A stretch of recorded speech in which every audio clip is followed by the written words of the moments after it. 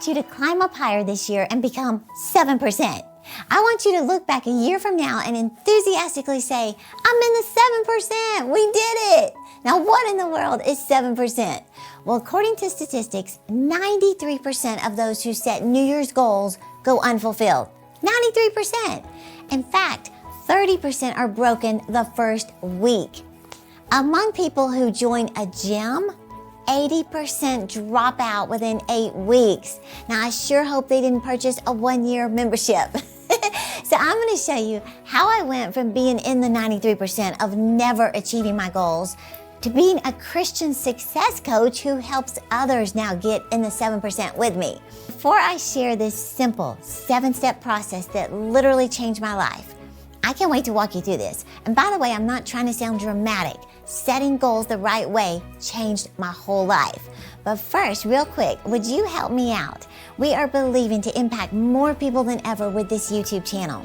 And when you subscribe, it helps us more than you can imagine. You've probably heard me say that we're on a mission to let YouTube know that you want Christian motivation. Of course, there's tons of motivators and incredible videos out there, but this channel is based on success from God's Word. So when you just push that play button and subscribe, you are helping send a positive message to the world. It's that simple, but it is so appreciated. So thank you. Okay, setting goals for your life means deciding what you want, planning how to get it, and then going after it. And I'm thrilled to say that I have learned how to make it into that 7% category of those who stick with their New Year's goals until they are achieved. Now, I want you to get serious about achieving your life goals, not just for the year. So see, God wants you to have goals and intermediate objectives that you strive towards each year.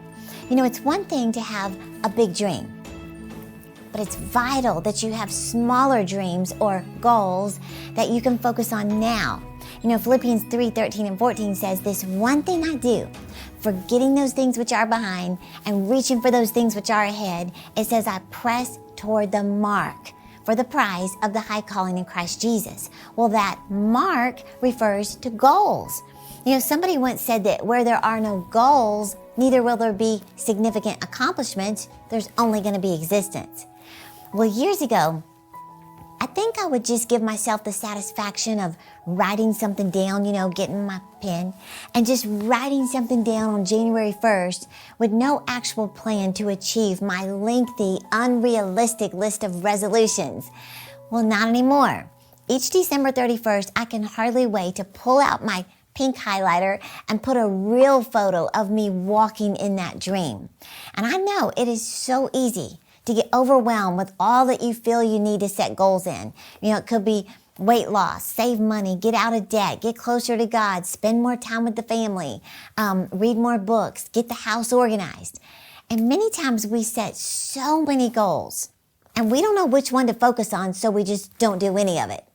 Well, how do you go after all these random but important goals? With a plan. You fight fear with a plan. I want you to become a planner. In every area of life, you need a plan. See, you're not going to save money without a plan. You're not going to get in shape without a plan. You won't even get closer to God without a plan. And I can help. I want you to determine that this is the year your life makes tremendous progress. Why? So that next year at this time, you are not where you are today. You know, here's what I've discovered. Setting goals, it's a lot like playing darts. I mean, listen to these interesting facts about darts. All you need to play is a set of 3 darts, a dartboard, a wall to hang it on. You can play alone or with others. With practice and skill, you can improve. Age doesn't matter. Whether you're 10 or 80, you can play. Gender doesn't matter. Male or female can play.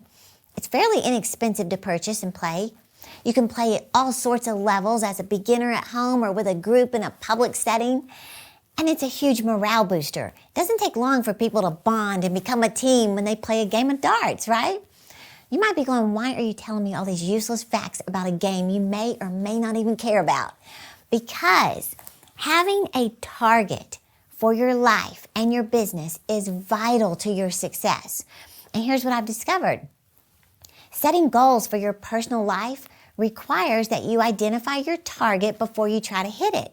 Seems pretty simple, Yet many of you may not even have a target to hit yet. So just like in the game of darts, your ability to set goals, it's no different. Think about this.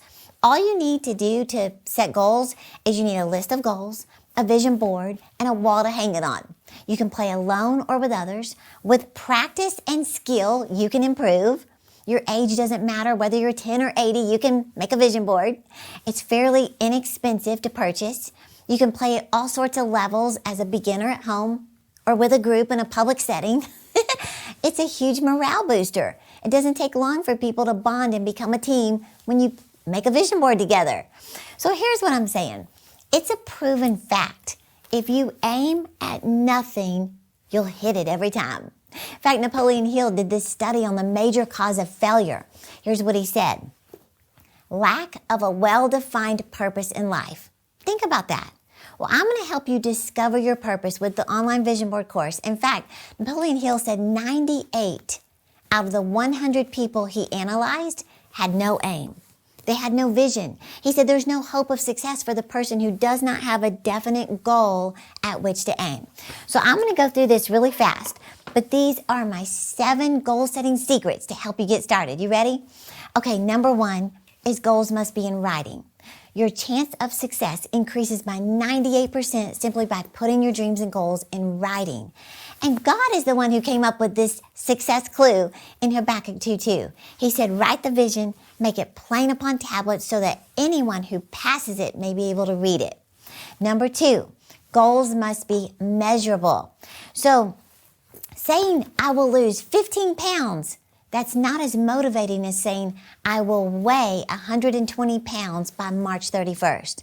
So always answer the questions how much and by when you set your goals. Number 3, goals must be specific. Don't just say, I will have a new car. No, include the make, the model, the year, the color, the price you want to pay. Remember, vague goals produce vague results, right? Number 4, goals must be realistic. One year I had my staff to imagine it was 5 years into the future and to write what they had achieved by that year.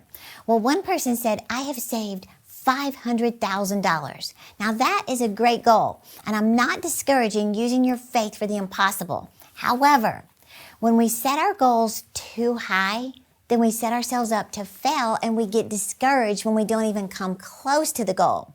So I met with those staff members 1 year later, and I said, okay, in order to reach that goal of over $500,000 over the next 5 years, that means that you have been saving $8,333.33 every month. Well, this look of shock just came over their face, revealing the obvious. But my point is just be more realistic about your yearly goals. Okay, number 5 is goals must stretch you. Now, I'm not contradicting myself with step number 4.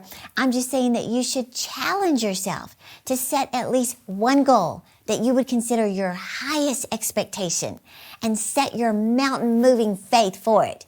That could be like writing your book or singing before an audience, releasing your album, losing 50 pounds, developing your own website, publishing an article, finishing your degree, getting your pilot's license, paying off a lingering debt.